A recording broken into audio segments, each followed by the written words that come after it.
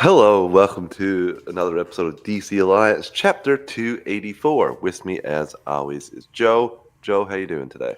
I'm tired. Tired. It's my faux Friday because I still have to work tomorrow because my job sucks. But Mm, it's good money. GM is good money. But I'm tired.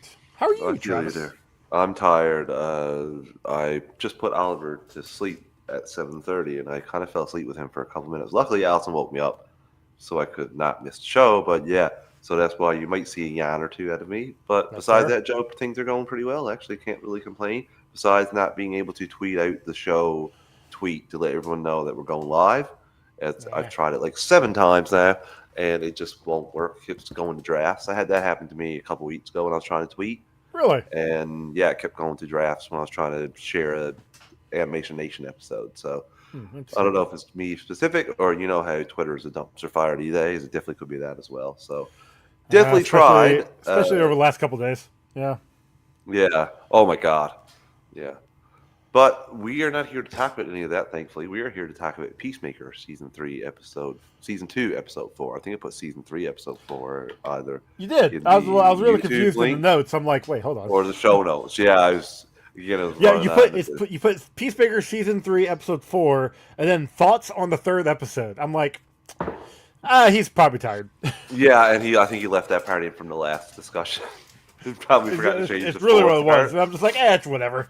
I knew what they meant. So yeah, we got a nice new episode of Peacemaker that we're going to get into. Before we do all that, Joe, let me get the network plugs out of the way. We don't have a whole lot of news this week, listeners, so it's going to be a shorter week. But still, new episode of Peacemaker means we got to come here and chat about it, of course. So we are part of the Geek Ultimate Alliance with 6 shows in total. On Mondays, bi-weekly is Ranger Alliance. On Tuesdays is Walk Through the Multiverse. On Wednesdays is the Animation Nation. On Thursdays is Star Wars Alliance. On Fridays is Marvel Alliance. And Saturdays is DC Alliance. Star Wars Alliance goes live on the Geekverse YouTube channel Wednesdays at 7 p.m. Eastern Time. Marvel Alliance goes live Thursdays at 9:10 p.m. Eastern Time. And DC Alliance goes live Fridays at 7 p.m. Eastern Time. All three of those shows also their own podcast feed. Search DC Alliance, Marvel Alliance, and Star Wars Alliance. We just put DC content, Marvel content, or Star Wars content only. But if you want all 6 shows in the GUA Podcast Network, stay subscribed to the GUA on your podcast app of choice. We also have a Patreon, 2 tiers, $1 tier and a $5 tier.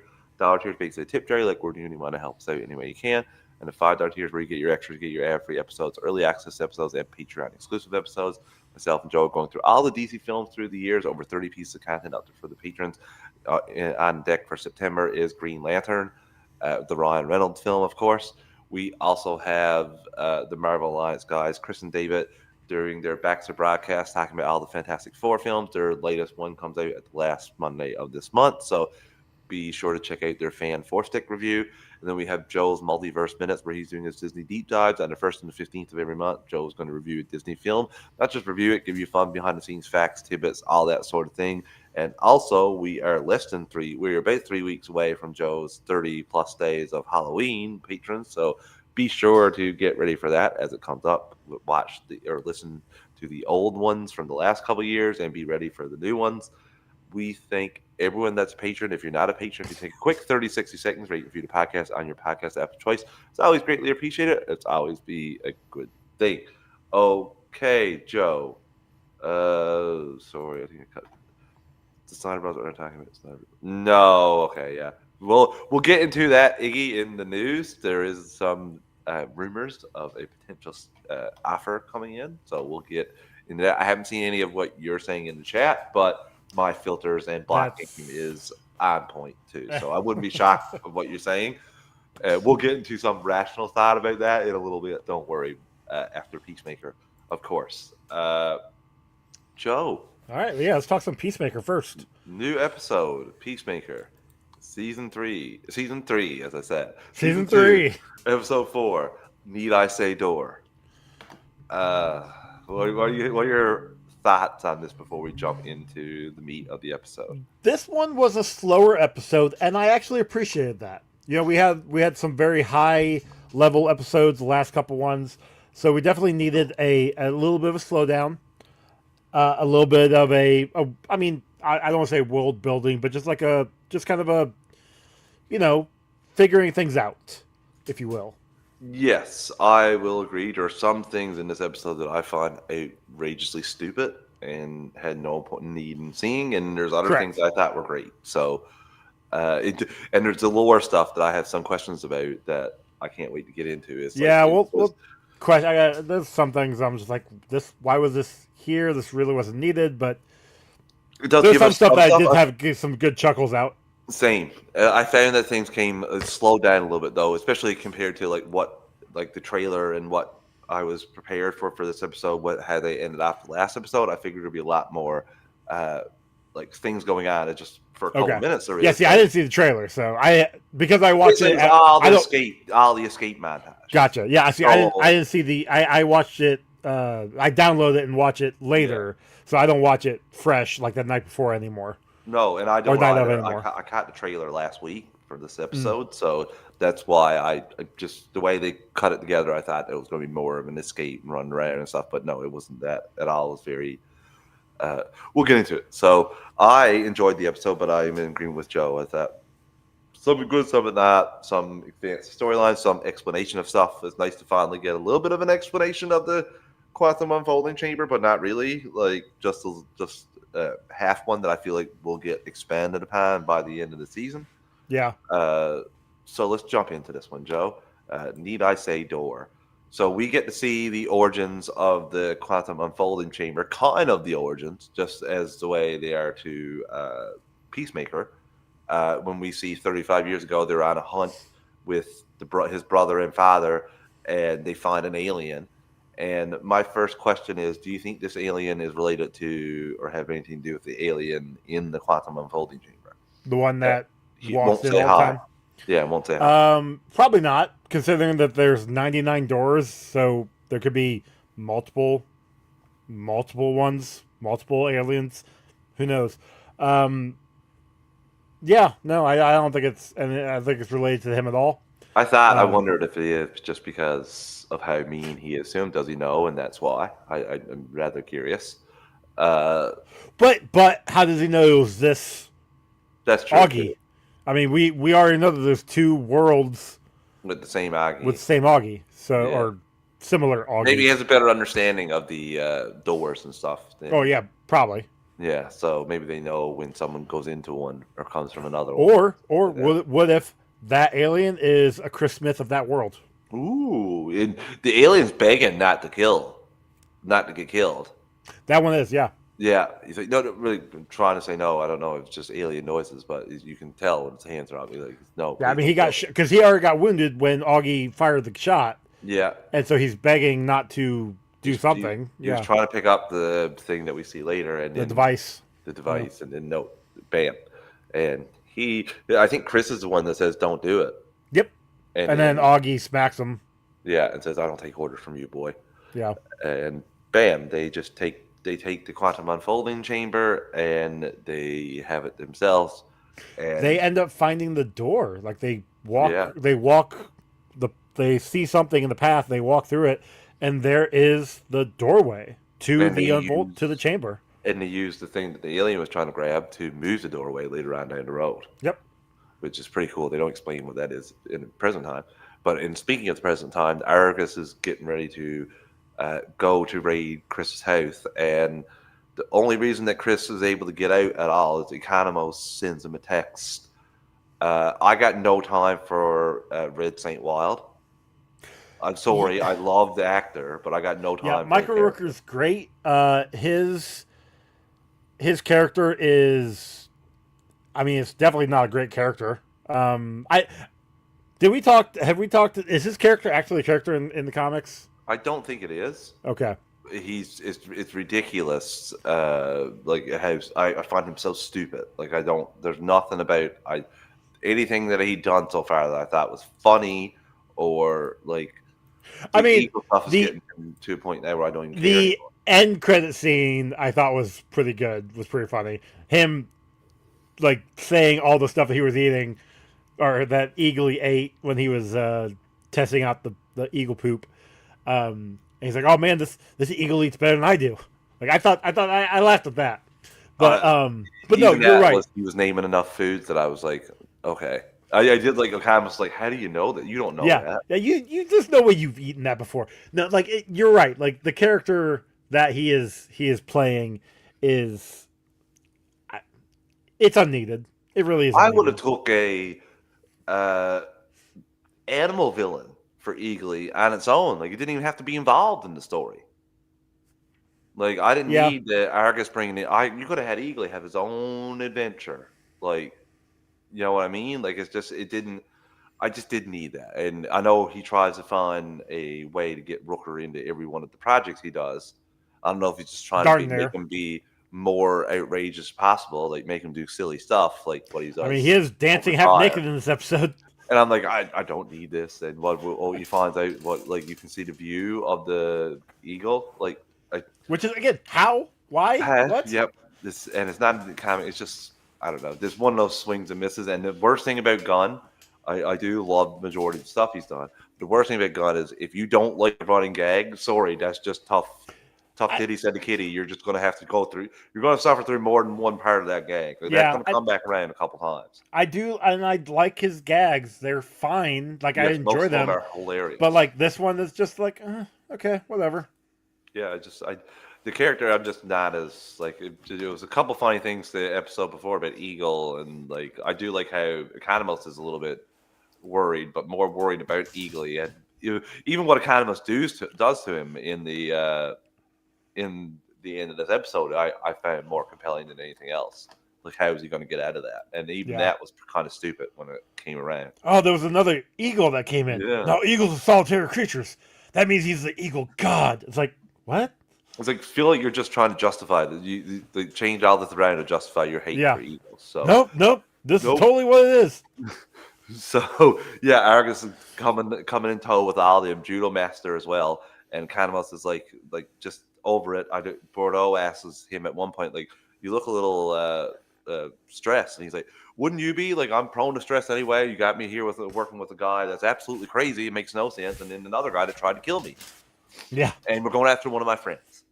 So he does send him a text though to give him a heads up, and Chris is able to get out of there, which. I did enjoy when they're getting ready to come in and you see the damage that Eagly's done to some of the characters. Yeah. It's just totally. But I do love Economos in this episode. Like he's not taking any shit from anybody. No, to and the point he's where also in such a rock and a hard place too. yeah, Right well there. that yeah, but And it's he also at the snapped. point where like he snaps. Yeah, because what's his name? Langstrom. Is that his name? Yeah. What's yeah. He goes off on he's going off on the Economos, and Economos just spits in his face. It's just like basically tells him to shut the f up. Yeah, he basically does. Like, what kind of other person spits in somebody's face? It's like, I told you not to say it. Yeah, I told you not to call me that. It's like I'll- that's probably one of also- the best things about Economos. Like from season 1, he learned to finally stand up for himself.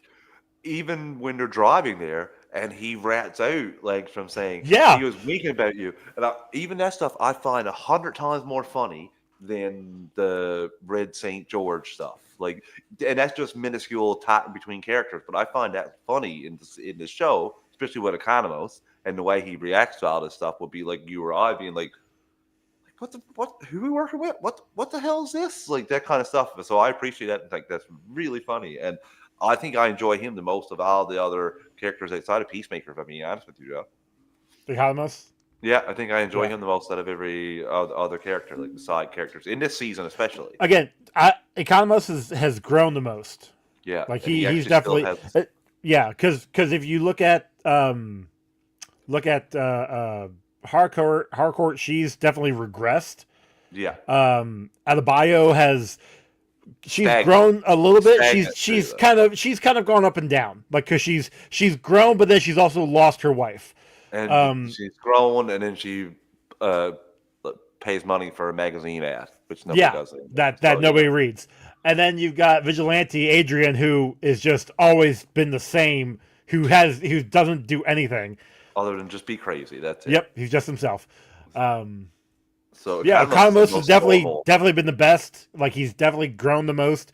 Peacemaker is regressing. I think is just as much as Harcourt is. At least he's able to identify his flaws Peacemaker. Yes. Like, he knows when we get an attack with him. We'll take our Well, first he ad break of knows the sort evening of before we get because I into think the when he conversation. gets into because once he figures out where he's at on Earth 2, the second dimension, then he'll finally get back into the growing path. But Oh well, yes, but yeah, even he identifies the stuff, the problems that I'll jump into what I'm trying to say in yes, a okay, second. you go After ahead. we Yeah, take yeah, our we'll take a first ad break. We'll break take of a the evening. break. This is where Ad Sport Network. We're gonna pick the ads that are volume. I'm gonna do a quick 3 count to adjust your volume, and we'll be right back in 3, 2, 1.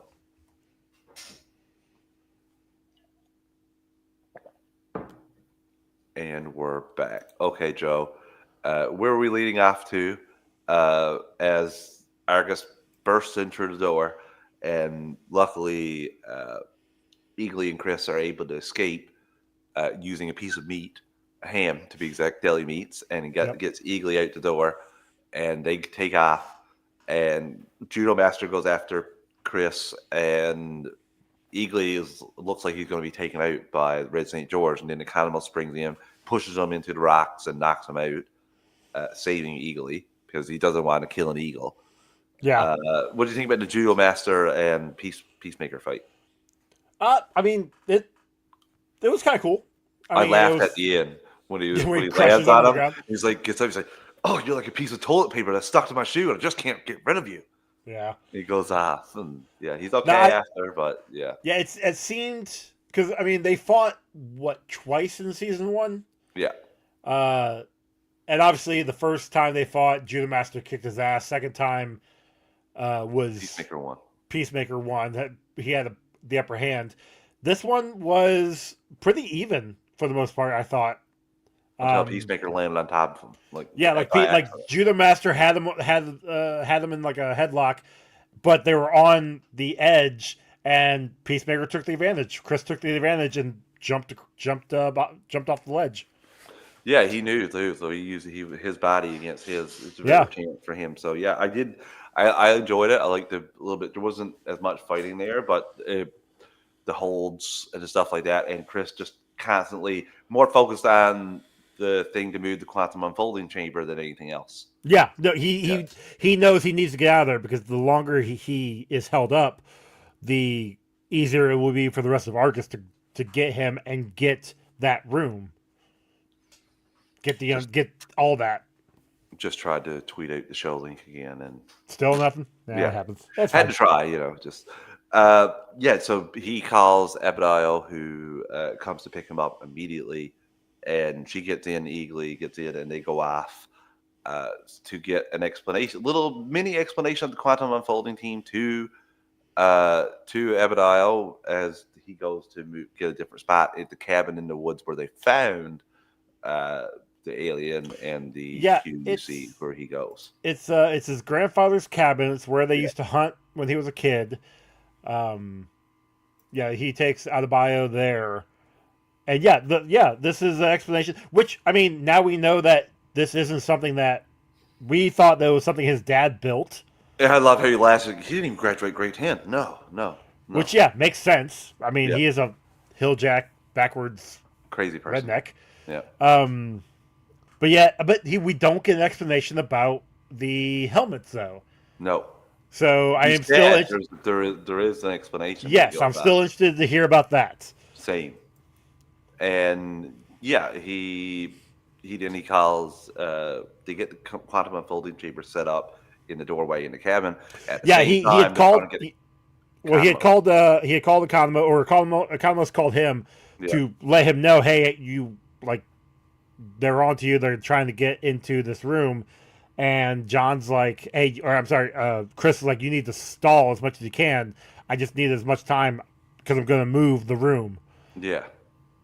And It's pretty his way of trying to stall for time. I'm going to use this now. And this. I'm just thinking of all the possible scenarios. that's very John of him. Very Yes, Economos. I'm thinking of all the possible scenarios. It's good, and then he cracks the code. The door opens up, but at the same time, Peacemaker switches it. There's a big shockwave that sends him and Abigail flying, and the door opens up, and it's just his closet. And Economos is like, Yeah, "Thank God." breather. And yeah, so Flag gets a call, gets him told that, and he takes Cosmos' phone later on because he doesn't trust them. which is smart. Yeah, he's right. Although, which is also one of those things where he works for Argus and he sent that text to Chris, and I'm like, that's a paper trail, my dude. They could Yeah, track that. yeah. So And yeah, he's doing it. He goes to Harcourt, has a chat with her, basically tempts her to join back up because she's been blackballed and she won't get any jobs, yep, and she's which poor. she figured. Yeah, and so he basically uses her relationship with Peacemaker. He wants her to get him. She doesn't even contact Peacemaker. Peacemaker contacts her because he tells Abigail everything about the other world, killing his doppelganger, all like, how awesome it is over there compared to here. And first she thought it was in his head, and there was a reference to the way they were thinking about going for season 2 with seeing his father before Yep, season yep. 1. So They didn't go there. I'm glad they brought that up Same, because same. I would have been upset had they not mentioned that at all Yeah. this whole season, especially since they. It also what that also does it shows the faith and the trust that Chris had with ads that he told her about that. You know. Yeah. And did you catch the Creature Commando Easter egg? With Rick? Yep. Yeah, when the Harcourt asks about his broken back. Yeah. Yeah, so Yeah, I I did enjoyed catch that that. too. That's great, and like the interconnectivity there, and it's nothing that ruins anything if you don't know anything about it. Which again, is No, great. it doesn't. Yeah. So yeah, Peacemaker's going to go live in the new world, but I think that's what he's planning. he wants to go chat with Harcourt, and I think that the situation here is definitely going to push him to go to the other place, and he'll have a good little bit of time first, and then he's going to realize how not like the other place it is. Do you think he'll invite Adebayo to come over with him? I'm not sure. I feel like she might come get him later, and that'll be part of the reason why he knows something's up because of how she's treated. Yeah, that's what I was gonna say. Because I think if she were to, the minute she goes over, I think it's gonna be a, you're not supposed to be here situation. You're not supposed to be friends with her and all that sort of thing. Yeah. We need to take care of her situation. Or, and I think I said this before, he'll get over there and see that Adebayo in that universe is part of the Sons of Liberty, being the terrorists in that universe, which is probably going to be a problem. So, one or the other. Yeah, and I can't wait to see how this plays out, Joe. I am excited, especially with the Rick Flag and Peacemaker stuff. I find when Peacemaker is not on the screen, things come to a screeching halt at times. So I wouldn't say screeching halt, but it definitely is slower.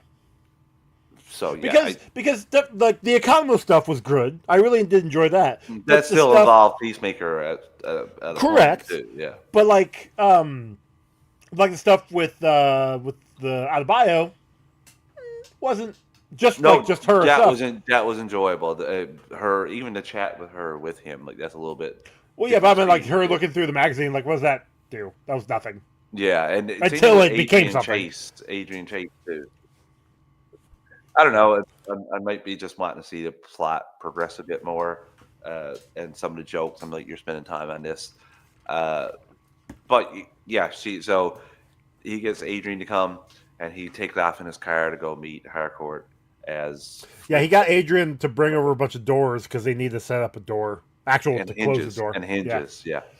So he's going to do that while Peacemaker goes to see Harcourt one last time, and this is definitely going to push him to go back to the new Earth for sure. At least for an episode or two. Yep. Yeah, he's going to think that she betrayed him. I got a feeling she's going to have to go back and get him. Yep. Oh, I agree. So, Joe, that wraps up the episode. We'll wait to see what happens next week. This was an okay episode. Probably not as much monumental happened as the previous episode, but still an enjoyable episode nonetheless. Yeah, exactly. It's fine. It was a fine episode. Yeah, it's a fine episode. So, like I said, slower than the last couple, and that's sometimes you need to have a slow episode. True. We don't have a whole lot of news this week, listeners, so we'll fly through what we do have. The main topic here is Warner Brothers Discovery shares spike on report. David Ellison's Paramount Skydance readying to put in a bid. So Warner Brothers shares shot up more than 33% on Thursday, which is great for the shareholders. According to Wall Street Journal report, Paramount Skydance bid will be for Warner Brothers Discovery as it exists currently, despite WB's plans to split into two separate companies next year. The article said Paramount Skydance bid would be a majority cash, but didn't specify the price. Paramount Skydance offer for WBD, which cited anonymous sources, is backed by the Ellison family. According to the journal, that's a reference to Larry Ellison, the Oracle founder, who is the world's wealthiest individuals and his current net worth of $370 billion. He's the father of David Ellison, the chairman and CEO of the new Paramount Skydance. The Ellison family put up $6 billion of money for Skydance Media's deal to buy Paramount Global, with around $2 billion contributed by private equity firm. And Rexford, obviously, Skydance and Warner have not commented. At market close on Thursday, Warner Brothers stock was up 30% to $16.17 a share. So yeah, it's even nice to see the stock go up a little bit. I'll be curious if this actually goes through. This is a lot of content for Paramount to get, which would make sense after getting a new streaming service. Warner Brothers has a catalog that is definitely the main driver of trying to acquire them. I mean, I'd be cool with Paramount buying Warner Brothers. One less app. I would not mind if HBO Max went away and then it's all Paramount. At least it's one less app you have to buy. Yeah, because I think I saw a message somewhere that HBO Max is about ready to raise its prices again. So yeah. So hopefully they just keep the stuff the same with DCU and don't change anything with that. Or maybe that's part of the reason why this is a bit more of a appealing asset, is the fact that you had the Harry Potter franchise starting back up and the DC Comics has his own studio and stuff like that. So that might be part of the reason that you might get a better price from a Paramount. Very possible. I mean, Paramount's got Star Trek right now, which is a very profitable, franchise. I'm trying to think what else they have though. Mission Impossible stuff, South Park. Yeah, but Mission Impossible is like done. Yeah, but they got all the catalog and the new South Park is sure, but South Park is Comedy Central first, and then goes to, and that's only got contracts like that is. But that's not a problem for most app users. Like, you don't care about it coming out the same exact time it airs. It's like the next day it shows up. Sure, on the app. So it's not like it's a week difference or anything. But then I'm trying to. But that's what else though? Like, I know they have. I don't know. That's what I mean. Like horror wise, I think they've got the Paranormal Activities. They got that Tulsa King. Oh, good point. Good point. Yeah. Tulsa King's a big one. But like other than that, I can't think of any. I think did they have the Yellowstone? Was Yellowstone Paramount? Okay, so there's they have 30, Sonic. Yeah, Yellowstone's right. The 33 best shows. 1883 is number one. Okay. Amazing. They got The Amazing Race from 2001 to now. Gotcha. I'm pretty sure they got Survivor Ghost too. Is pretty good. Survivor. They got The Last Airbender. They got all the Beverly Hills 90210 stuff. And all the Big Brother stuff would make sense, and Challenge, all the reality TV shows. They have a lot of reality TV. So they have a lot of the older stuff. Okay, sure. The Daily Show, but Jon Stewart, the stuff that's back to now. Everybody Loves Raymond. It's Comedy Central, yeah. Okay. Evil, Frasier, Freaks and Geeks is okay. That's the only one season. But again, that's all like older stuff. Like, Ghost is a new thing. Ghost is great, which is new. Which, by the way, new season starts in like 2 weeks. October starts in October. So looking forward to that. They got a lot of stuff like that is 10, 11, 12 seasons or 8, 9 seasons that just would drive people to go there too. Well, sure, but those are all older stuff. That's not like they had Big Bang. Like that was a driver, but that's gone. Okay, cool. RuPaul's Drag Race, that's 2009 to present, so it's still going on. That gets some people, sure. They got South Park that's present, and SpongeBob SquarePants that's present right now. Okay, Star Trek. That gets the younger crowd. I mean, yeah, even again, the Star Trek Sonic. stuff, though. Even the Star Trek stuff, they get Twilight Zone, but even the Star Trek stuff, even though that it's already all played out, if there's a one-stop shop to have all your Star Trek, in one streaming app, Oh you'd have yeah. enough Star Trek fans that would like to go do that. Not to make a profit, but there's a high amount that would just go there just because of the Star Trek. Oh yeah. I mean, So you've got. I mean, Chris could answer this better than I could, but you've got like 5 or 6 Star Trek series, and then you have all the movies. Like, and that's just like series that aired before. That's not including the current ones that came out, like Strange New Worlds and Picard, um, for the streaming service alone. So yeah, like it's got Star Trek is a very big franchise.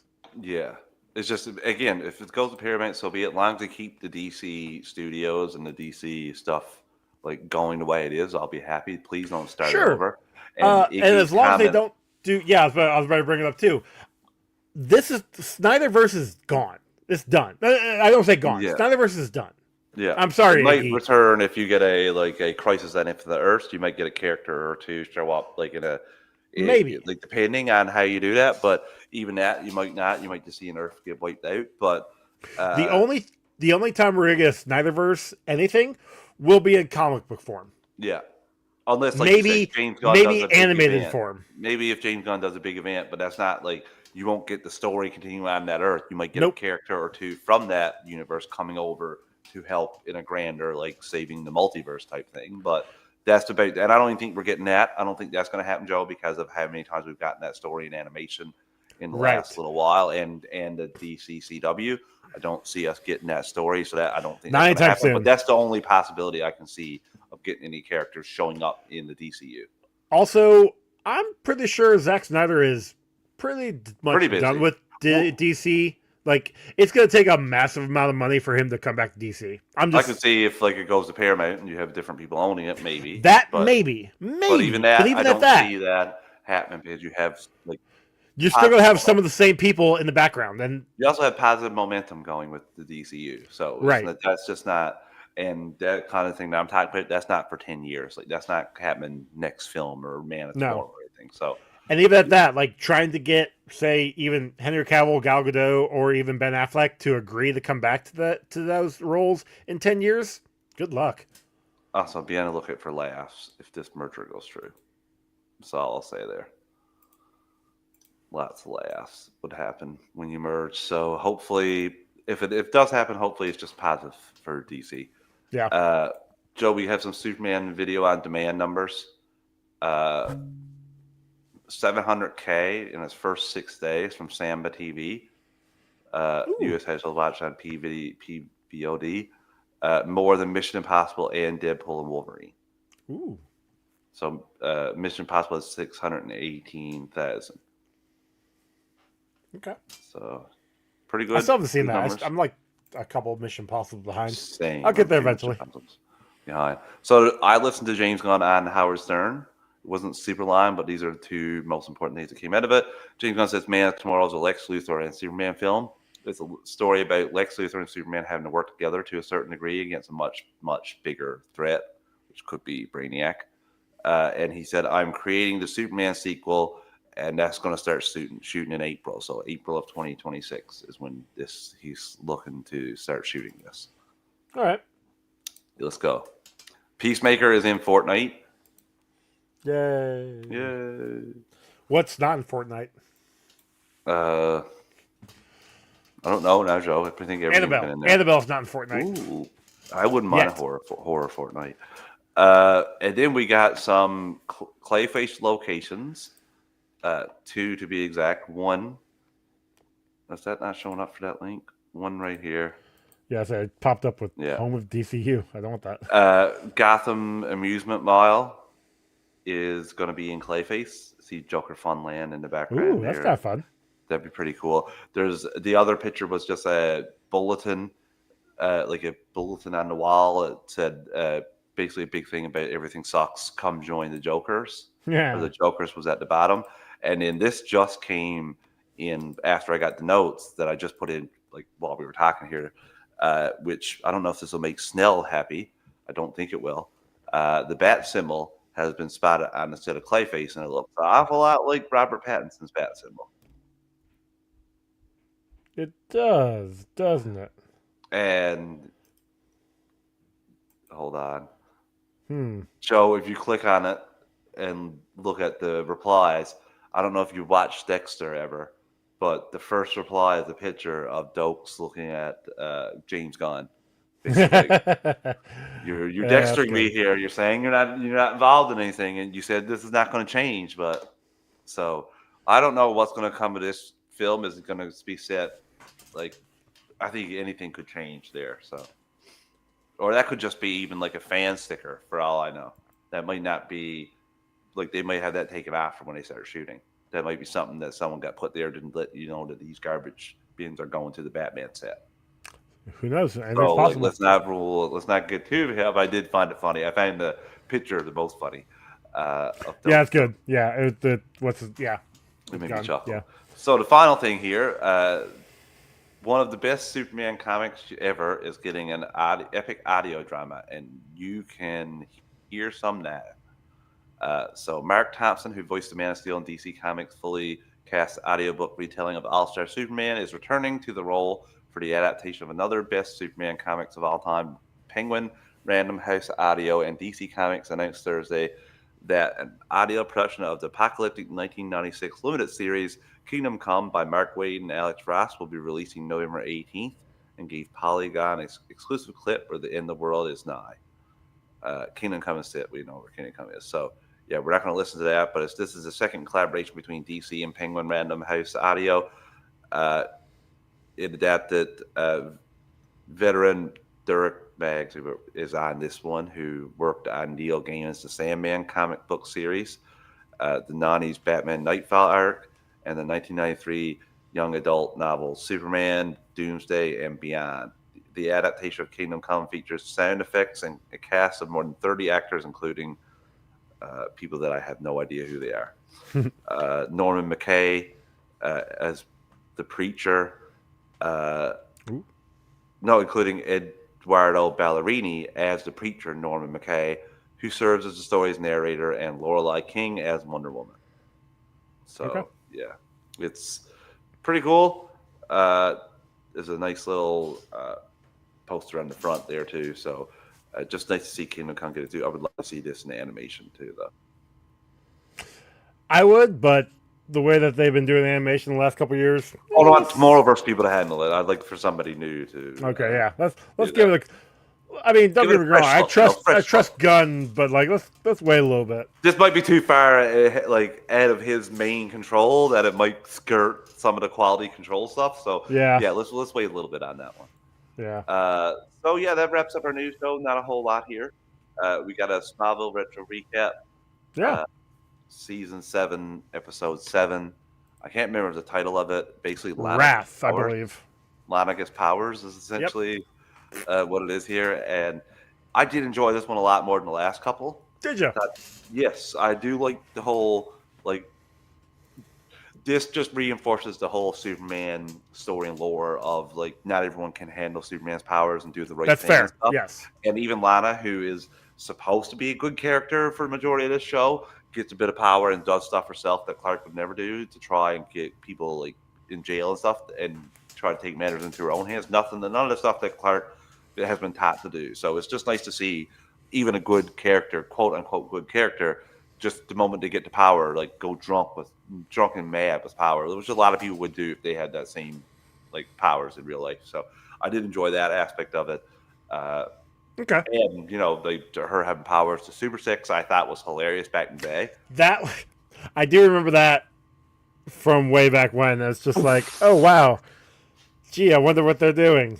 Earthquakes in Smallville, but okay. So my thing with it, two things with it, was the end of last episode. You know, he made this big deal of finding this crystal and being able to resurrect his mom. Doesn't bring it up at all this whole episode. No. Okay, what the hell's that? I believe the very next episode is when we're gonna get that, but it's like you have a whole episode where you're not gonna bring it up. My assumption is that these were shot like in different order. Oh, definitely, probably. Because again, he doesn't know anything lower wise. He's just going through the motions. So that would be, Yeah. I guess, as to why. But I had the same thought. Joe. Yeah. I had the exact same thought. Second thing, Lois is, well, she gets hurt at the Daily Planet, which is in Metropolis. Oh, don't even get me started. We talked about that. We talked about it. They talked about it on Talkville, where Roseman's like, just gotta suspend disbelief, and then the Ryan guy come pointing in, like maybe her doctor is not like Metropolis is outside of her insurance coverage zone, so let her go to Smallville.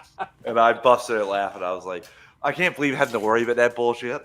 Like, but like it's Metropolis. Like you're in yeah, Metropolis. I know. Why is she going to Smallville Medical Center? Like, and Ryan's like, those that's MRIs literally are the really across expensive. the state lines. What are you doing? And then Rosemouth chimed in with a sign like, suspend disbelief, put on your suspenders of disbelief.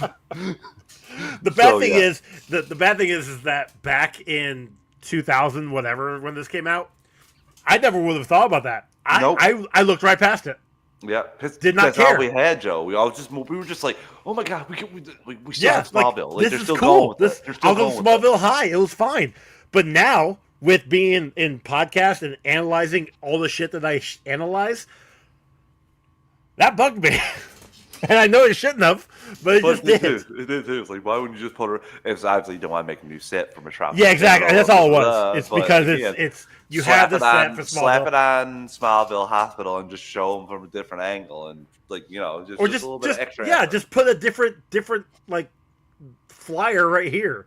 That it's Metropolis. The power of green screen. I wish we had at that time. But yeah, I enjoyed the episode, Joe. I did like it. Okay. And I like how Grant wouldn't look at the stolen material. And I was like, I'll take this. The one thing that was odd to me was her kissing Lex at the end. I don't know if it was her trying to still manipulate him, or if that was her like still having feelings for him. I think Lex said it was her having feelings for him, and I'm not 100% sure if that was right or not. I think it was right. I don't remember. Well, I don't know if we even find out anything about like what. We may not. So yeah. But we are barreling towards Lionel flying out a window, and I can't wait for us to get to that episode. That's not too far away. Cool. So, listeners, that wraps up our episode here tonight. Pretty short one, but fun episode of Peacemaker and just a little bit of news.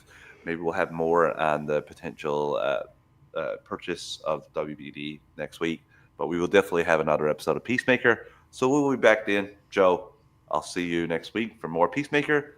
See you, listeners. Bye, y'all.